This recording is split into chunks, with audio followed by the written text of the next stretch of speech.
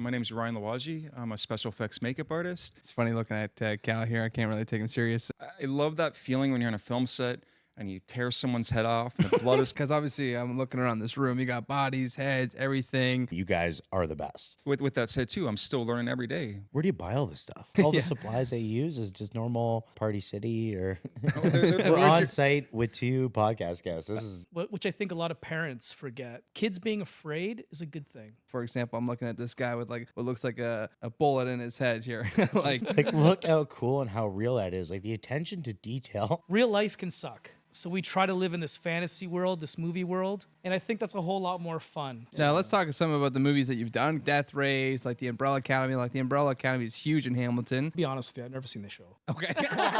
Oh, this person was mean to me. You know, F them. I'm walking off this movie. I grew up on Rambo, man. Like you fight Right. to the death.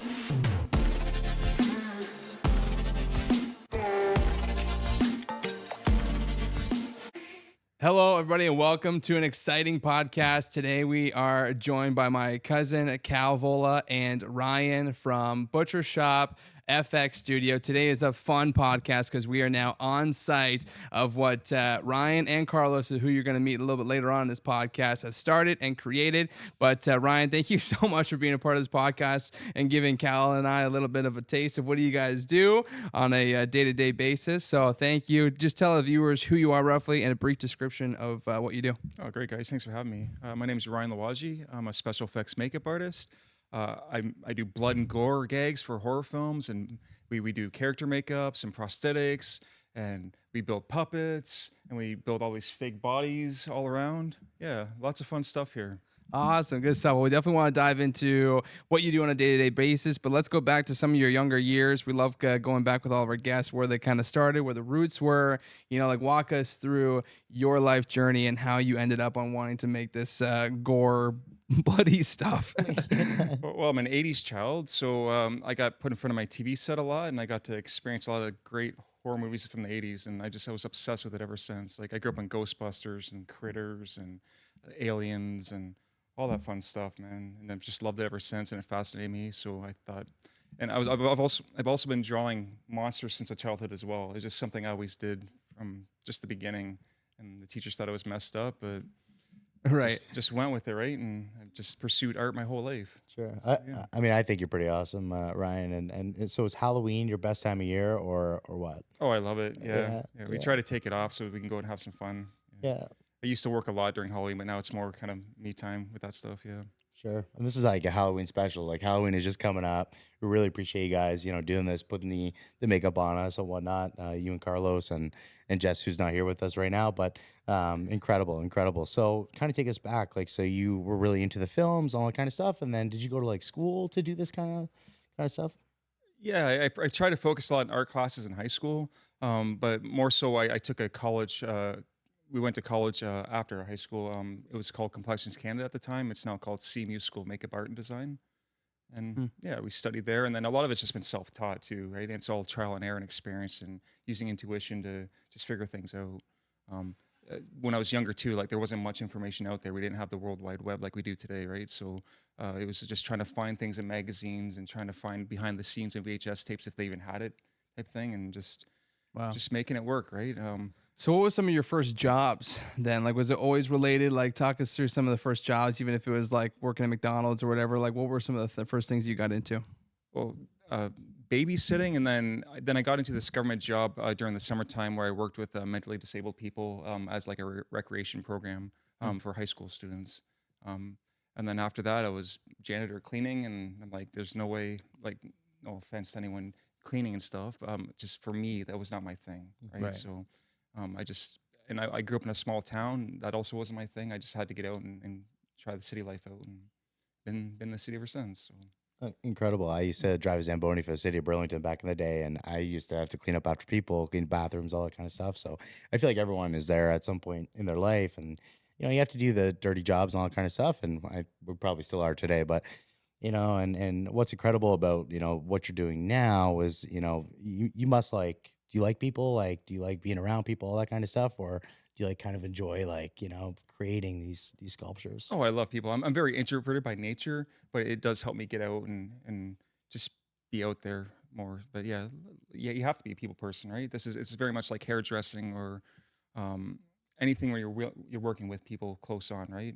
There's a psychology aspect to it, and you become almost a therapist at times, and but you're hands on with people, right? And skin, yeah.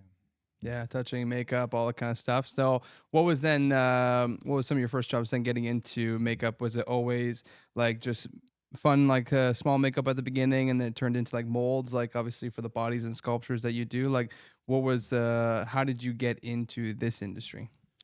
It's all networking. It's all who you know, right? Mm. And it's also our first job. It was just right place, right time. I got my brand new business cards made up, and I went into the school and handed it off to the administration. And then a couple days later, someone came into that school looking for a new makeup artist graduate that was like top of their class to help them on their film. And then I got a phone call, and then we've been working with Chris Harrison, a great director here in Hamilton, for many years now. And Mm. we started off like with at that time it was called out of the kit, where you take makeup supplies directly out of your toolbox and then you apply it directly from the face from your toolbox. So a lot of generic wounds and casualty stuff, and then I just focused a lot of my early 20s on sculpture and just like sitting at home and just dabbling with sculpture. And then there's so much to it, right? Now it's like sculpture, mold making, casting, and now it's all the shop work here we do, right?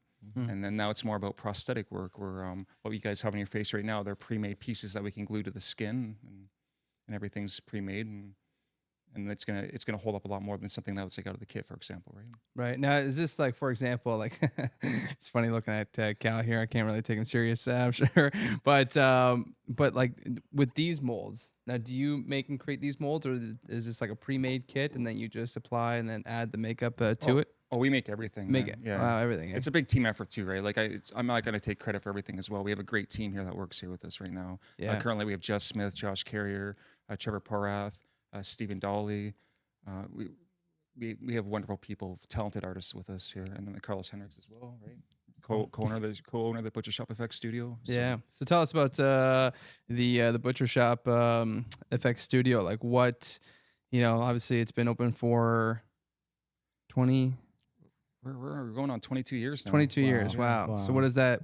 How has that partnership been like? What has it been like? You know, building this business and what it is today. Oh, we're a married couple. Yeah. I love you too, Carlos.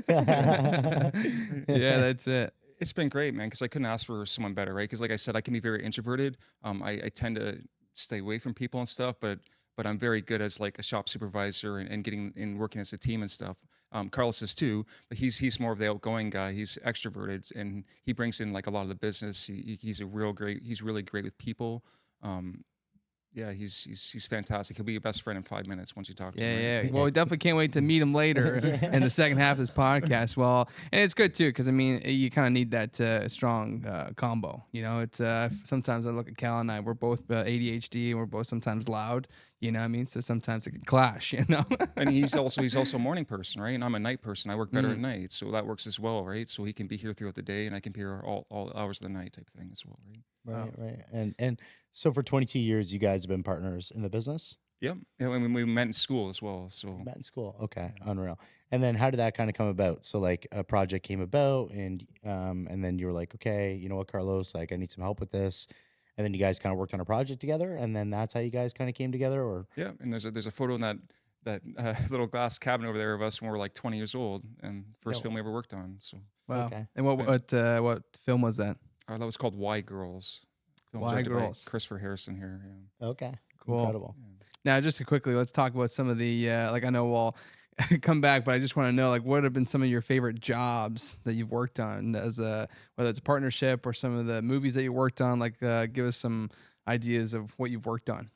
So when I first started as well, I worked in a few other shops, right? And I was very fortunate to work on a children's TV show done by CBC here in Canada called Nanaland. Hmm. And there's another one called Mr. Meaty, and it was just such a great experience. I learned so much about the shop atmosphere and how they run a shop, and just it was a little kids puppet show, but the artists there were just so creative and it's amazingly talented and fantastic to work with, and to this day, like I've taken so many aspects of watching them on set as puppeteers and learning from that. And we do a lot of puppeteering stuff on set as well with stuff. So if it wasn't for that experience, probably have no idea what goes into puppeteering. So I Mm. was very fortunate. Um, we just got off a film, I think it was 2 years ago now, called Here for Blood, starring Sean Roberts, Mm. Joel Farrell, um, directed by Daniel Turris. Uh, Fantastic work. It's going to start doing the theatrical run soon here. The few screens they've been at, great crowd response, so much fun. Like the set was just a fun party. Like people took it serious and got the work done, but it was such a relaxing, non-stressful set. So much blood and gore, so much old school '80s horror in that. It's really fun. So if you guys get a chance to see Here for Blood, check it out. We have to check it out, 100%. You guys have been dropping like so many film titles since we've been here, and I'm just like, I'm like I gotta go home. I gotta actually make a Gotta do list some before we research. go, just to watch, because you guys obviously know all the best films out there. So, what's like your favorite film out there? Like, what inspires you to kind of, make these incredible molds and artwork? I like I said, I grew up on Ghostbusters. I probably watched that movie 100 times now. Like it was a movie I'd rent every weekend when I was allowed to rent a movie. Mm. But I love everything. Like I'm a big Darren Aronofsky fan. Like I love that drama.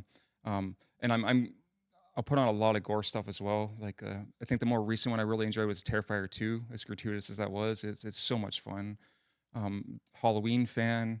Um, love like Peter Jackson's old stuff, like Dead Alive, right? Uh, I think Planet Terror is fantastic. I think the Evil Dead series is one of my all-time favorite series. Uh, People are gonna hate me for this, but I don't like the first one so much. But Evil Dead 2, Dead by Dawn is like the greatest movie ever in my eyes, and I do love the 2013 remake. I think it's just absolutely fantastic. I showed it to my 15-year-old nephew for the first time a couple months back, and he was just in awe with it. So I think I'm inspiring him to get into some kind of gore stuff in the future here. So For sure. And let's talk about that too, because I'm sure like a lot of people listening or watching this podcast are inspired to get into either the film world, maybe even just, makeup and artist, all that kind of stuff. Walk us through like some of the challenges that you've gone through. Like what didn't you expect, owning your own business. Like I'm sure even finding work can be difficult. Like walk us through the challenges of the art world. the most challenging thing is just like in the beginning stages, it's the term starving artist. You're going to struggle, but I'm a firm believer if you put your mind to it, you can achieve anything, right? It's really just practice and learning and self-teaching yourself and practice, practice, practice, practice. That's what it comes down to. And there's so much information out there now. There's so many courses online, like the Stanwinson School of Character Arts is a great one, Prosthetics Magazine. There's just good resources out there now. If you can't afford the big expensive colleges, you can still self-teach yourself. Spend a little bit of money and buy a book. Mm. There's the theatrical. I'm not sure what that's called. There's a book called Special Effects Makeup for Theater, I believe it's called. I'm not 100% sure of that, but it's like the Bible of this stuff. You can find it on Amazon as well. Um, but there is resources out there right now that you can self-teach yourself. We even have a YouTube channel. We show a lot of behind the scenes of we're Mm. building this stuff, right? The Butcher Shop Effects Studio. Look it up on YouTube. Like and subscribe. Click that Yeah. notification bell. Yes. That's right. If you're Yes. listening, by the way, if you're listening to this podcast, you want to go over to our YouTube, What Do You Do podcast, and watch this episode. Because again, we are in the Butcher Shop Effects Studio, and come check out what the work they did before the podcast. Which I mean, we were here probably for a good solid, hour and a half, 2 hours before we even started this podcast. Yeah. But that's great. I mean, it's good advice too, because I mean, it's just like us with this podcast, and that's what we try to say to everybody.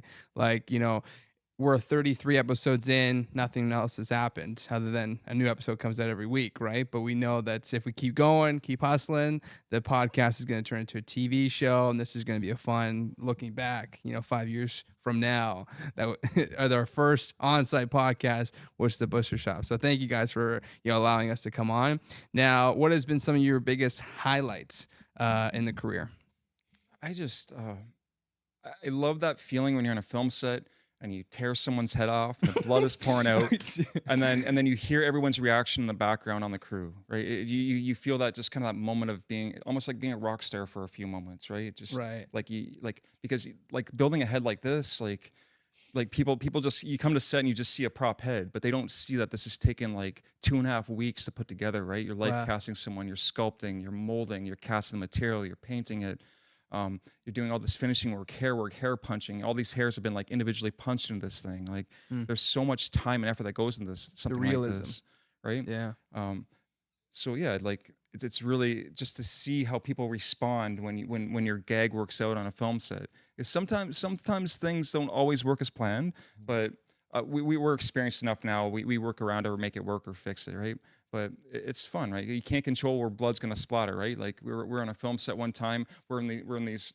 They must have been like 30-foot ceilings in this tent, and like the blood is spraying everywhere. We look up at the end of the day, the whole ceiling's just coated in blood, right? No way. Like Wow. That's So good it's fun. more than just like obviously the makeup. So you go in like because obviously I'm looking around this room. You got bodies, heads, everything. Is that really what kind of comes it more your specialty is the fact that you're doing full molds and like things are like actually get to blood out when bleed out when something happens? so every shop's different, right? Some people will just hire specifically painters. Some people Mm, just hire specifically sculptors, mold makers, so on. Um, Me and Carlos, we spent our careers like trying to learn it all and do it all ourselves, right? mm, There's things I'm weaker at, and there's things he's like beautiful with, right? And vice versa. So that's how we can really balance ourselves out with stuff like that. But once again, we've kind of tried to master it all. So like, yes, we sculpt, we mold make, we cast, we paint, and then we also go on set and apply everything and do all the blood gags and do all the puppeteering and stuff like that as well. wow. And then we're right now training our team as well to kind of take on what we've been doing all these years as well, so we can relax a little bit more. Yeah. And, And we had Jess in here that did just an incredible job with the makeup and whatnot. She was super awesome. She's from Australia, which is super cool. Jess Smith, you're the best. Yeah, Jess Smith. absolutely Okay, crushed it. shout out. He went for lunch at the wrong time. No, I'm Yeah. kidding. And like it seems like you guys have a really good team and like you've cultivated like an incredible community kind of within the shop. So like how do you guys do that? How do you maintain the staff members or attract like new talent to come and work with you guys? So I on my downtime when it's not so busy, like less busy seasons usually around Christmas time. I've been fortunate where I've been teaching at CMU School of Makeup Art Design for many years on and off here as well, and you can really pick out the talent and pick out the students who are going to be really passionate about this and have Mm, it in them, have the drive in them to like really pursue this. So like Jess was one of my past students, and actually Josh Carrier, he's not around today, but we found him on another film set about 4 years ago. He was just a production assistant, mm. and they were like, "Go help the makeup guys out." And then he was helping me put together this monster rig, and then he seemed really interested. He's like a craftsman and a hobby and a problem solver. As Yeah, and then he's like he called me up one day. He's like, "Ryan, I'm moving to Hamilton. Is there any chance they could come help out at the shop one day?" So I just brought him and gave him a chance, and he's been with us for like 3 years now, I think, Carlos. And he's fantastic, man. He has that mindset where he can Mm. just problem solve on the spot, right?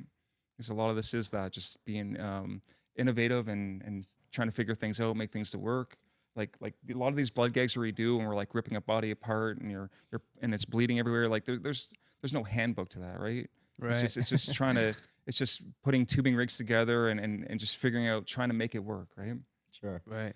And with anything, I mean, you have to put 10,000 hours in to become the best at what you do. And 22 years into the game, you and Carlos, like, we're looking around the shop, we're in here, we're immersed in what you do, and clearly you guys are the best. With that said too, I'm still learning every day. There's still this stuff is always growing and getting bigger, and there's different things. Like you're always this is a craft you're always gonna be learning nonstop. Mhm. Yeah, and And I'm even sure like technology has helped out so much over the years too, right? Like I've seen some videos here and there where now like I don't think you need to like mold somebody's head anymore. Like it's like 3D printing a lot of this stuff. Like how do you use any of that newer technology, or is it kind of more like you have set molds and you just remake those molds? Like, we've been 3D lately. We've been 3D printing a lot of animals, right? mm. That makes things a Oh lot wow, easier. And uh, as for the actor thing, I don't know. I'm very textile. I like to do the hands-on thing more, right? Because even so, with the 3D printing, it's not there 100% yet. Like you can get a nice head printed up, but you're still going to be doing some finishing work by hand afterwards, right? for sure, true. Now, like for some of this work here, like how do you make the molds? It varies from project to project, right? Mm. Like there's a thousand ways to skin a cat, right? As much as Yeah, people are true. going to hate that term, um, you just go project by project, and it depends on like how much the budget is, right? There's cheaper materials, there's more hyper realistic materials like the silicone here, right? Hmm. Um, That's a hard one to say, right? There's so many different ways to go Right. about it, right? That's why you go to school and you learn how to become all this stuff. Now, like, would you learn all this stuff in school as well, or do you think that a lot of it was self-taught? So the school we went to, you learn the bare fundamentals, right? But Okay, once again, like I said, like 22 years, I'm still learning every day, true. and there's always new materials being made. There's always new processes, right? Um, yeah, yeah, I would say like 80% of this is self-taught now, right? For sure. Right? Or just trial and error and learning and figuring it out and just trying to make it work, right? So if anyone wanted to get like into this industry and they wanted to like kind of learn about what you do, like obviously in the beginning of something like this, it's kind of internship. It's kind of like doing it for free in the beginning, seeing how you like it and all that kind of stuff. Like how can people get involved in the industry? I would say if you can afford the school, go to school because you're gonna learn what works with people's skin. You're gonna learn like allergies. You learn once again. You learn the bare basics, the fundamentals, right? But once again, there are a lot of resources out there right now where you can learn online. You can buy books. Like definitely put some research into it first. Don't just like jump into it watching a YouTube video, right? For Sure. sure. Where do you buy all this stuff? I mean, Yeah. like all the Yeah. supplies they use is just normal run of the mill Party City or Oh, No. there's some there's a great store I'm going to endorse it right now called Skycon that we go to. They're a building supply company. Um, they supply us a lot of things. There's another place in Toronto called Sculpt Supply Canada that we buy a lot of stuff from. Pottery Supply Warehouse. Yeah, it's a lot. They're built for artists and sculpture and building um, stuff outside like landscaping stuff. And Hmm. Oh, Now the collection that you have, because I see obviously in this, we'll have to take the camera off the stand there and get some nice B-roll shots of your area. Like, how does it come to be? Like, you collect all this stuff. Like, do you end up reusing a lot of this stuff? Does it just like, maybe another episode? Like, Cal and I are into cars, right? So if we know we can save a bolt one day, put that bolt somewhere in another car. Is that what that's like? Is like you have something already made for a certain situation? Or like what like how do you and why do you keep all the work? uh, we do a lot of rentals. Mm, The other thing as well is um, yeah, a lot of these film productions, they're just going to throw it out, right? So we just take it back with us, and we in the molds we generally make will last for like 10 to 20 years, right? So we keep a lot of our molds because people are always going to want a severed head or a generic head or something, right? If they can't afford to actually get the exact replica of an actor, mm, we still have like heads in the background like we can rent out, or we have the molds where we can just make one, right? mm. And just try to make it work. Just maybe match their hair up. You might not see it as an extreme close up, but we've made a lot of generic things just work on film sets, right? And especially we do a lot of independent work as well, right? So sure. And what would like a head rent for? Like a movie set, I guess, for a week or something like that. I mean, how does that kind of work out? Is it like 10 pieces for a certain amount of money? Or if you don't mind us asking? Or even like how many hours would go into like making that one? this head hours, well, Because you said mentioned 2 weeks earlier. Was that like from start to finish or? it depends, right? Because you're waiting for stuff to dry, so then you Mm, move on to another project. Well, yeah, true. yeah, So it's hard to track a little bit. it's hard to track a little bit. Yeah. Gotcha. But yeah, so I mean, to rent it out, is it kind of like a industry secret? Like you don't want anyone to kind of know, or It just depends, right? it Once depends. again, depends on the material. Depends like are they going to wear and tear it? Are they going to be throwing these? Are cars going to be running over these things and Mhm. crushing it? Are they coming back in the same way we gave it to them, right? Sure, Oh, sure. true. Yeah, I guess So there's so much to There's consider. so much. Yeah, because you might have so much obviously nice pieces, but they might want to destroy it, right? exactly. So they're pretty much buying it off of you at that point. Now, I know you obviously talked about some of your highlights earlier, but what do you love the most about what you do? I love that I can come to work every day and do my own thing. I don't have someone dictating to me other than like a director or producer, but they kind of tell you what they want and they go away. Mm, I love that my team is so fun and it's a fun atmosphere to be around and we're happy every day. No one's miserable around here, right? So it's just nice to come to work and feel love, right? And just have fun, man. mhm. Yeah, love what I do. So I'm very fortunate, right? Like, Sure. That's cool. And sometimes there's a lot of people out there who just don't love what they do, right? And that's why Cal and I are here trying to find those people. So thank you, Ryan, for being on the podcast. Yeah, yeah. Sorry, you guys say something? Yeah, no, sorry. I mean, what would you say to like other people that are in like maybe work, scenarios or whatever it may be in other jobs and they want to do something that they're really passionate about? Because obviously like you're super passionate about what you do. what would you say to someone like that that wants to go out and do something that they're passionate about, but doesn't really know like how to do it or why they should do it? I get life gets busy, life gets hard, um, but try to find the time. If you can go home and watch Netflix for 2 hours, that was 2 hours you could have spent studying and practicing something. You know what I mean? If you have that downtime where you're just doing like all, like put that towards learning about a hobby or putting some practice into it, right? For I sure. get people have families, they have kids, life gets busy, Yeah. but if you have that downtime, try to focus your downtime on just practicing and learning, right? Yeah. Oh, that's true. 100%. And I mean, coming back to like even just all this incredible work that you do here, and it being like super custom. Obviously, every job's different. It's not always like the same thing over and over and over again. How do you kind of I guess every time that a piece is made, you have to touch it, or like one of your staff has to touch it, or whatever it may be. How do you like teach your guys or girls that are in the shop here to do kind of what you do on that high level that you kind of expect for the butcher shop?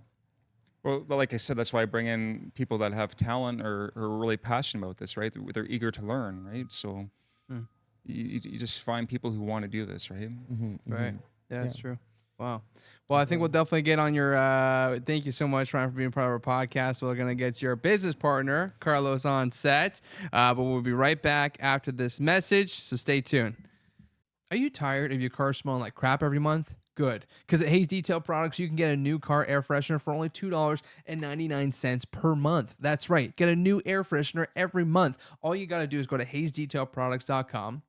Go to the air fresheners, select the scent that works best for you. Then make sure you hit the quantity of how many you want per month and make sure to hit that monthly subscription before checking out. After you check out, you get a new air freshener every single month moving forward. And I'm proud to say that I am the co-founder of Hayes Detail Products, and I'd love for you to be a part of this journey and this great product that we are offering. So don't hesitate, but let's get back to the podcast and enjoy this great episode. Welcome back to the second half of this podcast today. We are joined by Carlos, which is Ryan's business partner. Thank you for also wanting to become on the podcast and share your side. Now let's hear from you because you're a little bit more of an extrovert from what I understand. You're the other half of Ryan. So let's welcome. Hey, how's it going, guys? Good. Hello. Man, thanks so much for coming on, Carlos. This is interesting because we've never had two guests on one podcast. So you're throwing us a curveball, but we love it. Hey, it I don't know feels what to good. say. It feels good being the spawn of Ryan. Yeah, the follow up. Yeah. We're on site with two podcast guests. We're making. I know we should have brought a fourth mic. I guess we need to expand. But yeah, give us your taste of being in this world, Carlos. What have you learned? What have you loved about this? Hated? What things that you didn't know? Getting the career, walk us through your own path of getting to special effects. Getting into special effects is, for me, it's like a dream come true as well. Like I grew up with this stuff. As a little kid, I was like, this is all I cared about was this stuff and hair metal. And right now I'm 44, and all I care about is this and hair metal. Right. So I don't have the hair metal, but I got this. So I'm living the dream. Yeah. No, that's great. Incredible. So you've been around like really cool movies your entire life, or like actually in like the movie scene? No, just watching stuff. Yeah. Okay. Yeah, Awesome, yeah. I know, awesome. like, remember back in the day, the VHS, VCR era. Yeah. Oh Yeah, yeah. I would always do those 7 movies for $7, and pretend I was sick, stay home, and just watch movies, and just watch Toxic Avenger and all these old school movies, and I'm like, I don't know. I'm sure you could talk to Ryan. I'm like an encyclopedia of horror movies. You could ask me anything, I'll know. Like, Really. Right. yeah, and that's all from just watching this stuff my whole life. Like, I'm obsessed with this stuff. So, What's your True. favorite movie growing up? oh, that's so hard. It's so hard. Yeah. The movie that changed my life as a kid was Creep Show. Mm. So I remember watching that as a kid. I was probably, I think I watched it in 83, 84. So I was probably like 6 years old. Mm. And I watched that at my cousin's place in Toronto, and it changed my life. It's like, oh my God, this is unbelievable, like George Romero's the man. Like, I watched this movie, and I watched Thriller, Michael Jackson's Thriller. And I used to like hide behind the couch because I was so afraid. I was so scared, Right. And that video was just so popular to play like, every hour. And it was just like, I was so afraid. But the thing is, which I think a lot of parents forget, kids being afraid is a good thing because that feeling that I had as a child, I think I kind of brought that out, and it was fun. Being scared is fun. Hmm. Like being scared doesn't always have to be I'm so scared. Oh my God, I'm going to be tainted for the rest of my life. Being scared can be a fun thing, True. you know. And Well, not for me. Okay. No. How about Michael Jackson's Thriller? Come on, that's fun. Yeah, no, that was a good one. But it's funny when you talk about that because I'm not the horror movie kind of guy. So but that's only because I didn't watch when I was younger. So Mom, if you're watching, thanks for you're making a wimp of a man. No. I love scary movies. So Yeah. let's go. Yeah, Yeah, it's There you go. fun. I think there's almost like honestly, there's something weird with you. I think if you're not in on the humor because it's fun, man, and it's just a good time. It's a good ride. It's like the anticipation before like something really like scary happens. Like that like you're in a haunted house, you're like walking up and you're like, man, I know something's gonna happen. I know something's gonna happen. Like here we go. Ah! And you like Yeah. freak out. And all Yeah, that the kind of stuff. music, right? And then it doesn't happen. And then Nobody's really gonna hurt you, Sure. you know. Right. Like Yeah. I don't know. Maybe I don't know. Are they really gonna hurt you? I don't know. movies are getting good though, some of the special effects that even from like the digital world. Now I guess that even comes down to a lot of like stuff that you make, right? Or sculptures or whatever the case is. Like, does it then get more effects on top of that, obviously in the movie? Like when it's just a prop, does it get moved around? Like for example, I'm looking at this guy with like what looks like a bullet in his head here. Like, obviously that was the after effect, but was there like a shot before that where like it went through, you know what I mean? Like obviously there's more to it from a special effects. Every single thing that we make is made with a purpose. That one there was made as an aftermath. So it's already happened. A creature went through his face. So he has a hole there. But I think we've used that head like 3 times now. Wow. But it's always been an aftermath thing. True. Okay. Okay. Yeah. Okay. Incredible. So everything they have obviously has a purpose and whatnot. And I mean this hand, for instance, like look how cool and how real that is. Like the attention to detail on that is absolutely like it's incredible, man. And like what you guys do is just it's the most amazing thing. Like I grew up around like custom stuff all my life and whatnot, but there's nothing that holds a candle to this. Thank you. And obviously you guys are the best in the game. Now, how do you become the best? I don't know if we're the best in the game. Don't sell yourself short, okay? I don't We're know. humble Carlos. guys, man. I Super don't know. I humble kind of guys. think Rick Baker and Stan Winston got something on us. I don't know. Yeah. No, but we're luckily we've been busy for a long time, and we continue to be busy. So I know we are doing something right. Like we got to be if we're busy, right? Yeah, because you guys aren't just So- in Hamilton. Like, you travel all across like the U.S. and all that kind of stuff. Like, talk us through that adventure of what it's like to travel to the U.S. and show up on set, and you're doing makeup on person like you just did for us before we started. Like, walk us through that. Like, how does that work? Well, for me, I got flown to LA to work on a music video. I forget what the video was now, but we shot in Frank Sinatra's old house. And at the time when they flew me down, I was thinking, why would they fly me down? We're in LA. There's got to be makeup artists everywhere. And then when I quickly got to set, I realized that if I wasn't there, it would have been a disaster because the people that they had there weren't really experienced, and that was really eye opening to me. And then you, Ryan, you went for what was it? It was a zombie movie, right? So it's a mafia style movie and a zombie film. And how did you know about it? How did you get the gigs for those? One was Michael Lee Chin. Yeah, the other one was just word of mouth. So it's mostly just word of mouth, right? Yeah. So these producers, they hire the wrong guy, thinking that they're the right guy, and then they have to call you guys. So have you had to come into some sites like that and been like, guys, like what's going on here? Like we need to take over this whole production or whatever it may be. Has that ever happened? Or? You give us way too much credit, man. and you're way too humble. So yeah. Yeah, I think that's a real factor. From what I'm looking at this, you guys are way too humble. The work you guys put in. Oh, come on, man. Like we're just happy to be working, honestly, and doing what we're doing. It's like Ryan was saying earlier, like we come into work and we're not regretting it. We're happy. This is a great place to work. The work we do I believe, is really inspiring, and we're bringing smiles to people's faces, including our own. I think that's the ultimate goal, honestly, because real life can suck. So we try to live in this fantasy world, this movie world, and I think that's a whole lot more fun. Nobody wants to live in the real world. Let's be Right. honest. For sure. You know, real Stressful. world. Yeah, Yeah. real world. We got taxes. We got sketchy governments. We don't want to worry about that stuff. We want fun, happiness, a little bit of a retreat. You know, a little bit of a break, some popcorn. Turn off the lights.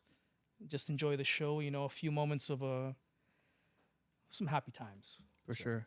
Wow. And we were talking about like escapism before, you know, like because real life can be really hard and challenging and all that kind of stuff, and being able to escape and don't mind Texas Chainsaw Massacre outside right now. Yeah, Okay? kind of working out well in the background music if you can hear it. We got some guy outside having some fun with that.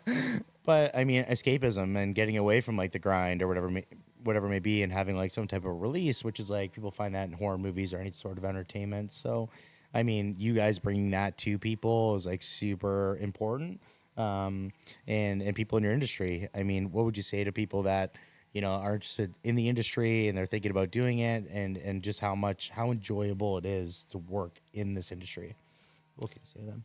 I think honestly that the beginning is the hardest part. So people getting into this stuff, it is going to be tough. It is going to be tough. Like it took us I don't know how many years, but we were like just happy to be working on a movie, even if money came out of our own pockets. You know, we were happy to. Luckily now we're okay. You know, in the last 10, 12, 13 years, we're okay. But those first few years, I'm not going to lie, they're tough.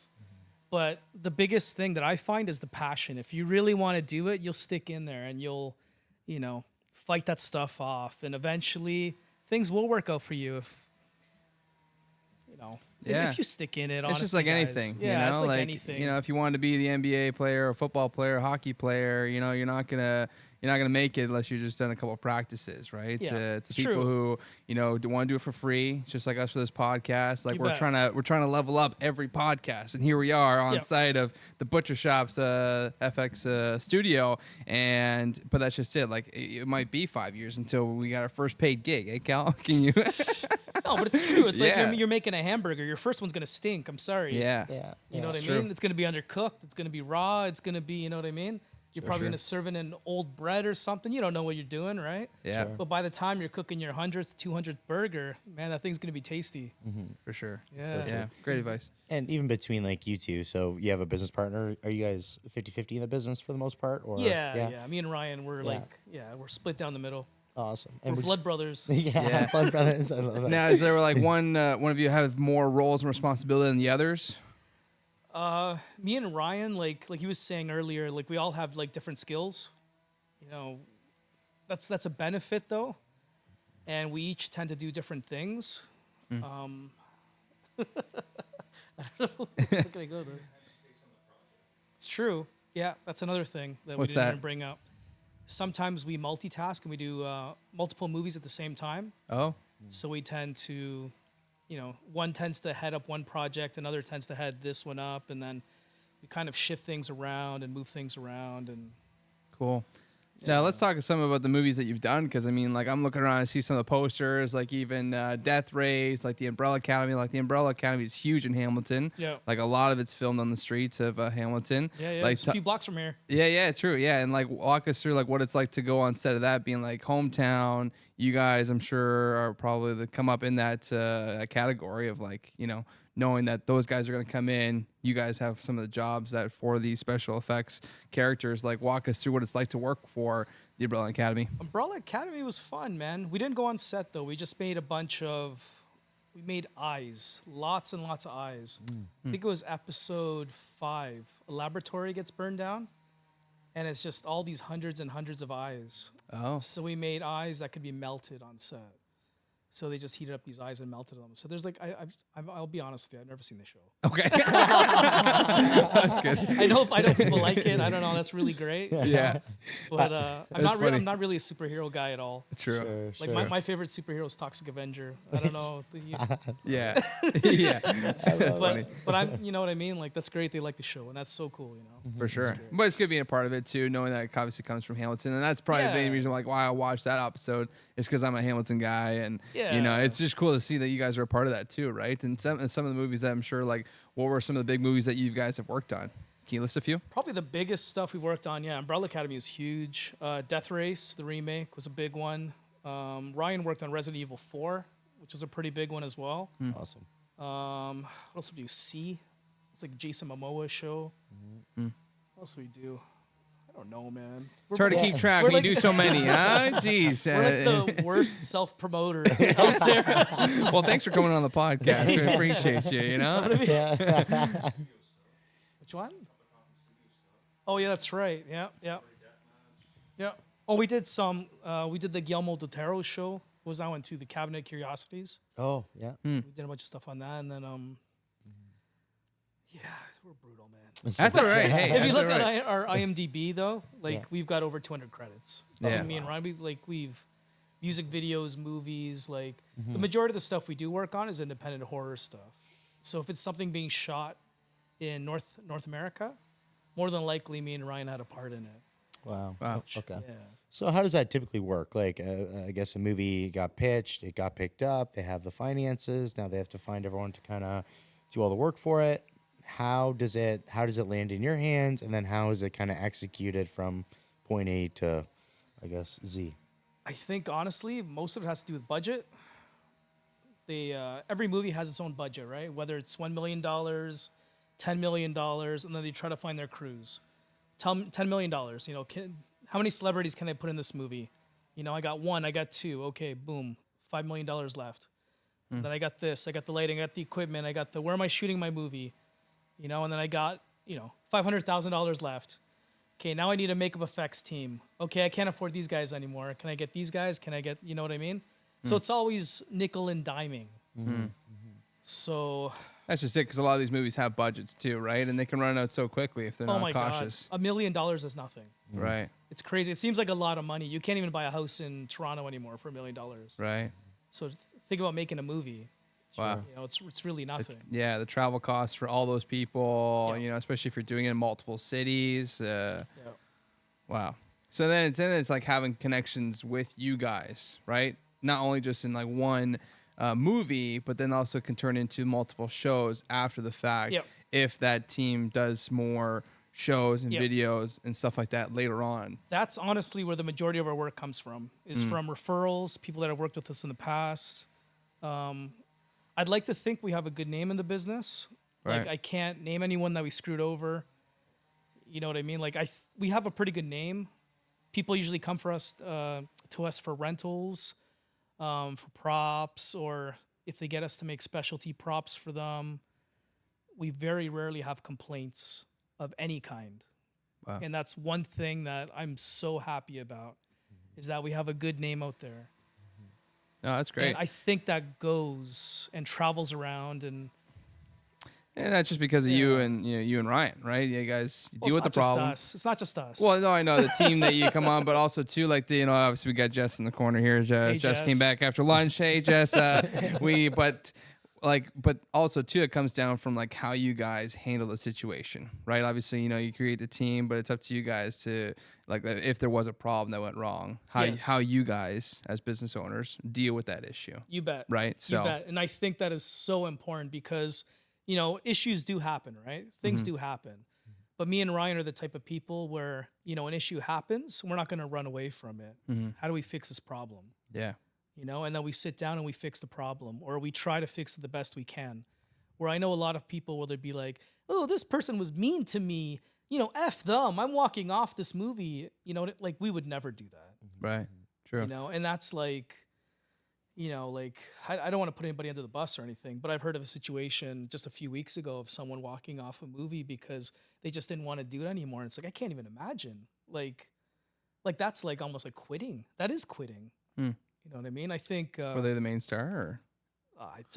I'm not a Jeez, slandering kind of person, Wow. but it's just like when I heard that story, I was just like, this is insane. Like, Yeah, like right on set, like that's your time to go. I grew up on Rambo, man. Like you fight Right. to the death. Yeah, You know what I mean? no, Like it's a you great. fight to the death. Like you're not killing me unless Yeah, you put a yeah. bullet in my head. I'm gonna Right. fight till the end. Yeah, no, that's great. And Great doing work. doing makeup effects is, I feel the same way. and I know Ryan does. I know you do, Jess, as well. You know, Yeah. unless you put a bullet in her head, we're gonna make sure these effects look unbelievable. Wow. Sure. What's the longest you've ever worked consistently, like on a project where you're like you couldn't sleep, you had the deadline, you had to work to get it done? It's a story of our life, man. You guys don't sleep. Are there They own their own bunk- business 24/7, Cal. Come on now. that's Yeah. Oh, there's been a bunch. Like, Yeah. I think now that we're a little bit older, though, we don't take as much on. Okay. Yeah. Like, we still do multiple projects all the time just because we have to, right? But when we were younger, oh my god, man! Like, I remember movies. Like, we'd be working at like we wouldn't even sleep.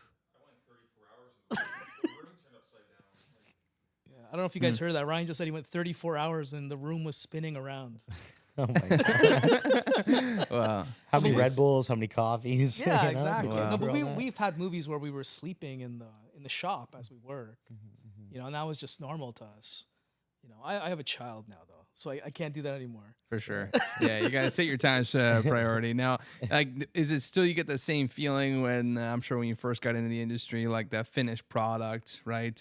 Like, see kind of some of these things that you have on the shelf. Like, do you still get that same feeling when it was like in your head when you first started, and it's finally in your hands? Like, do you get that satisfaction when it's completed? Sometimes, but I've learned to distance myself a little bit because there's so many different departments. When you work on a film set, there's so many different departments. We only have not even all the power, but we have some power on our department. That's the only power that we have. So once we bring it on set, then there's lighting people, there's the director of photography, he's the one that sets the lights up and everything, and then the director, how he wants to shoot it.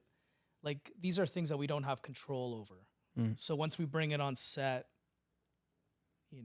True.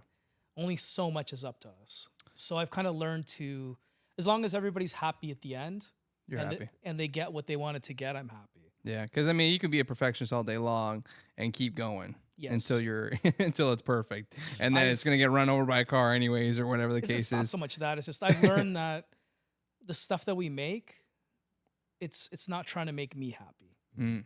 We I have see. to give the people that are hiring us what they want. Right. If that makes sense. Yeah. It's not Sure. about us. Yeah. I was just gonna say, like, to add to that, like, what can go wrong on set? A lot of things go wrong. Yeah. Like what can you not plan for? I'm sure there's a lot of things that you can't plan for, but like, what are you always planning for if in case something happens? One of the things I think me and Ryan and our team, our special makeup effects team, are so good at is if things do go wrong, we're really good at fixing things and making it work. Because Ryan was talking earlier about the blood splats and they can go anywhere, they can do anything. That happens all the time. And sometimes they don't get the blood splatter where they want, and then we go in, we fix the rig to do what they want, or you're constantly fixing things up until the shot. And then when the shot goes well, you're done. When the shot doesn't go well, you're still fixing things and still trying to make things work, fixing the rig, positioning it differently, maybe moving the camera a little bit if they're open to that. There's always, you're always fixing things until they say, okay, you're done, you're wrapped. It can be stressful. For sure. Yeah. Yeah. I don't want to complain. Come on. It's No, still fun. you're not complaining. I mean, but it's it's things that like that's within your industry, right? Like, Cal and I can only talk about like what Cal does, events, and me in sales and all that kind of stuff. I can only talk poorly, but like somebody who's listening wants to know, Yeah. the things that like can go wrong in this industry. It can be very stressful. Yeah. Like when you're on set, you have like, say there's 100 people around you and they're all being paid to watch you do your thing. And when it doesn't work out the first time, these people are all still being paid to watch you do it a second time. So it's like we have a really good record where we can make things happen the first time around. Like a really good record. Right. But things do happen, right? Yeah. And they always will, right? Yeah, You can't- and to fix it, our record, I think we're pretty good, man. That's Yeah. I great. don't know. I'm very confident in saying that. Sure. Yeah. And it costs everyone more money at the end of the day. Like the longer it Exactly. takes for you to do your job or someone else to do their job or something goes wrong, and a whole extra day could probably be tens of thousands of dollars, Oh, if yeah, not totally. more, right? So The worst thing that like me and Ryan as effects people could hear, like I don't want to speak on behalf of you or anything, like cut me off if this is not what you feel, but I hate when they say we'll fix it in post or don't worry about it, we'll CG it. Okay. That's my nightmare. Right. Mine is having a big effect set up, and they're so worried about shooting the actors, they didn't take an effects day or something, then our whole gag gets scrapped completely. Yeah. So putting all that effort into something, into the FX, and then they're not even using it, and you're like, man, I just spent like a month building all this stuff, and it doesn't even make it into the shot. So Wow. I'm okay with that actually though. I'm okay because as long as they're happy. Still hurts me a bit though.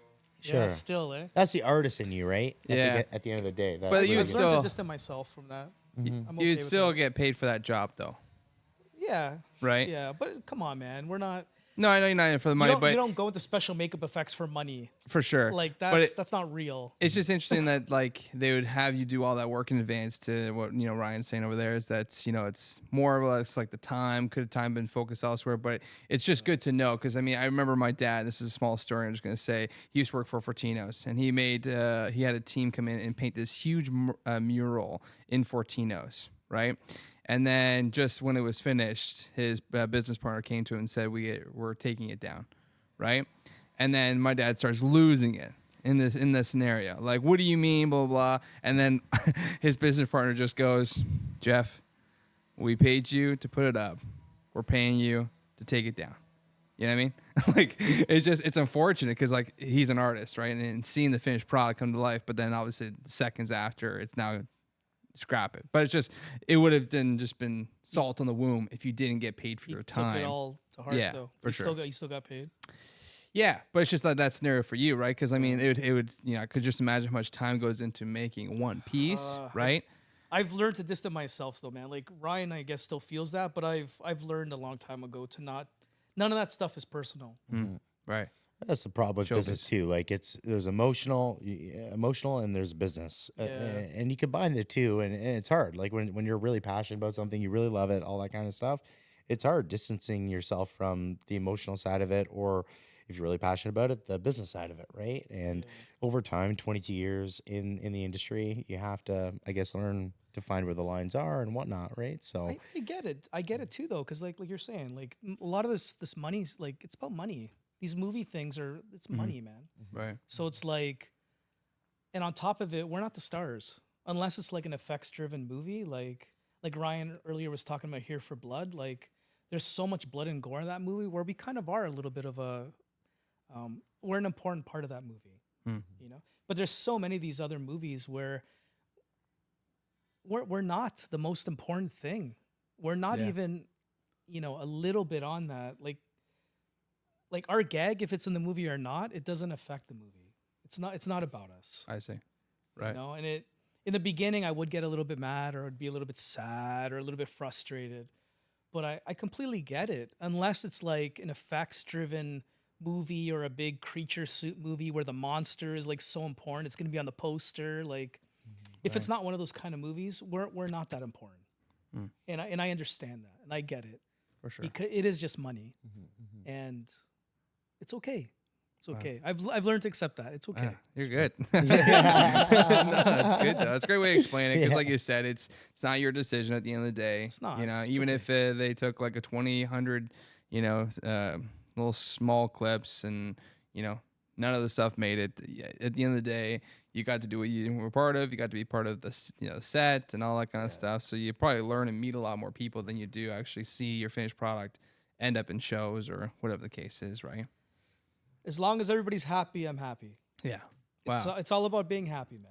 See, if anybody wants to work with Carlos and Ryan, okay, if anybody's listening to this, it just sounds like they're two humble guys, in Hamilton, guys, Ontario, incredible. You got to get Jess here so she can badmouth us. Yeah. Oh my gosh, I know. Hey, Jess did this amazing work. If you can see that close in the camera, I'm gonna make sure I zoom in on my face here. Incredible. But that's awesome. We'd love obviously to keep going on this podcast. But one thing we love to ask every guest, we should have asked Ryan when he was on as well too. If you could give yourself 20-year-old advice, what would it be? 20-year-old advice. Yeah, if you were looking at your 20-year-old self, what are you gonna say to him? like I'm the same guy. Okay, you know what? That's just honesty. You know, that's just I love honesty. Maybe. it. Yeah. Oh God, that's a really good question. And we tend to ask it every podcast. We love to see what people, you know, what advice you would want to give to somebody wanting to get into this career, or maybe something like that. You know. Ooh, that's tough. Okay. Well, on to the next question. I'm thinking about it now. Yeah, you can take your time. Because I would about think, like, when I was like 20 years old, I was always thinking, don't sell out. Don't sell out. Hmm. Now I'm thinking, now that I'm 44, maybe I should have sold out. I don't know. it. Yeah. I love that. I don't know. Maybe maybe the Rocky line where it's like, no matter how many times you go down, it's not about that. It's about how many times you get up. Yeah. Yeah. Wow. What about the Macho Man? Cream always rises to the top. That's right. That's right. So sometimes you gotta kiss some, you know, to make it through. Oh, yeah. Now, what goals do you and yourself or Ryan or the business have for the next 5 to 10 years? Oh, the goals. I think we're only going to get bigger, man. That's the only way to go, right? Yeah. We don't want to get smaller. We want to get bigger. Luckily, like, business hasn't slowed down at all. COVID didn't kill us. We were busier than ever during COVID. I was gonna ask. Yeah. Yeah, it didn't kill us at all. The strike that just happened here didn't affect us one bit. Wow. We were busy. Yes. That's great, actually. Yeah. Yes. Thank you, Ryan. One big thing that we're really trying to get into right now, which I've been lucky to have a little bit of an opportunity with it. Hopefully it grows. I'm an associate producer on a movie called Near. It's on Tubi right now.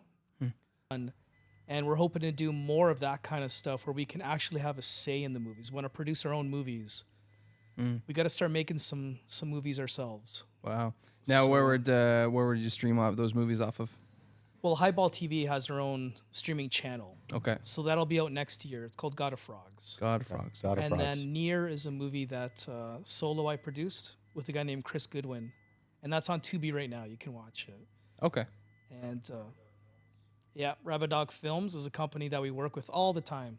Those guys are the best. Phil and Cam, they're the best. Love them to death. We've done, like, oh my God, numerous films with them, music videos. We just did another one for Autopsy. It's a death metal band. So we want to promote them as well. We work with them all the time, and we want to keep working with them, and we got to make some big stuff, guys. Let's get rocking. That's it. Wow. That's Stop it. watching the Netflix. Let's Yeah. go. Let's go. Let's go. That's incredible. Yeah, and then the big thing too that we're promoting right now is our YouTube channel. Yeah. So if you guys are listening to this, please check out our YouTube channel. If you're interested in effects, monsters, creatures, you know, even like just standard makeup, like, you'd love our channel. Right. We've got about 60 videos up so far. The Butcher Shop Effects Studio channel, we're on YouTube. I think you'll like it. There's a lot of tutorials. We go behind the scenes of us doing effects on films and stuff. Cool. Shows us here at our shop, just working away. If you have any interest, I think you guys will dig it. And yeah, our website, www.thebutchershop.ca. Cool. And is that how someone can get a hold of you and your team? Like, let's say if it was a movie or somebody just wanted something done for or whatever. Like, because I guess you really do you do like small stuff here and there? Like, let's say I know Halloween's coming up. It's coming up next week by the time you listen to this podcast. But like, obviously, it's not that kind of stuff that you're getting into. It's more like what you were saying earlier, like music videos, movies, all that kind of stuff. Like, what's all the work that you offer for? We do everything. Okay. Yeah, we do everything. Like, we don't do a lot of Halloween stuff too much anymore. Like if you guys are listening to this around Halloween time, we're doing a big show at Frightmare in the Falls in Niagara Falls. And it's a huge horror-related event in Niagara Falls. Roughly about 10,000, maybe even more than that, people show up for those 2 days. Wow. It's a huge event. We're going to have a big horror museum set up, and come by, check us out. So we do that. And then People buy tickets for that, or yeah, you just buy tickets online, frightmareinthefalls.com, I believe it is. okay, awesome. But yeah, it's just a big, huge horror convention celebration. So just come out and celebrate with us. Sure, Cool. sure. Wow. Incredible. Well, if you guys want to get a hold of Carlos or Or Ryan, incredible guys. You know, had so much fun here with you guys today. We probably spent way too much more of your time, but Yeah. and Jess, incredible job with the effects, unbelievable. Wow, awesome. Well, thank you guys so much for being a part of our podcast. And to everyone who's listening, be sure to hit that like button, hit subscribe so you don't miss out on future content. And be sure to check out the Butcher Shop Special Effects Studio YouTube channel and their website as well, too. And leave a comment down below of any careers that you would like to see. I know we're getting close into, the winter, too. So give us some good, fun ideas as to what you'd like to see in the upcoming episodes. But again, we'll catch you in the next podcast. See you guys. Thank you. Wow. Good stuff. Great job, man. Okay, we're back on our podcast here with Ryan. We wanted to ask him the same question. You know, if you could give yourself a 20-year-old advice, what would it be? I was very lucky growing up. I only wanted to be two things in life. I wanted to be a paleontologist when I was a child, and I wanted to do this stuff. And I even wrote my grade 6 speech about this stuff. So like I had a plan. I had a plan my whole life. I was very fortunate in that sense. Looking back, what I would do is I would probably just play less video games and just work harder at this, right? Like I do like my downtime. Like I do need it to get out of my head sometimes, but I think I spent a lot more downtime in my early 20s than I do nowadays, right? So Right. I think I would have just worked harder, to be honest. Yeah, that's true. When work is fun, like if you are super good at what you do and you're incredible at it, like work can be just as much fun as fun if you love what you do. Yeah. For sure. Now, what goals do you have for yourself for the business in the next 5 to 10 years? Just like Carl said, just keep growing. I want to direct and write my own films as well. Like I've been doing that on like short films on and off throughout my 30s and early 20s and 30s and stuff. But I want to eventually make it my feature. That's the next thing, right? Right. And just keep growing, make the business grow, and just let our team grow with us, right? I want everyone to like have fulfillment in their careers in this. I want our team to just keep growing and hopefully I'll buy homes someday and all that stuff, right? That's the ultimate goal, right? Yeah, awesome. Great job, man. Unreal. Thank you so Unbelievable. much. Yeah.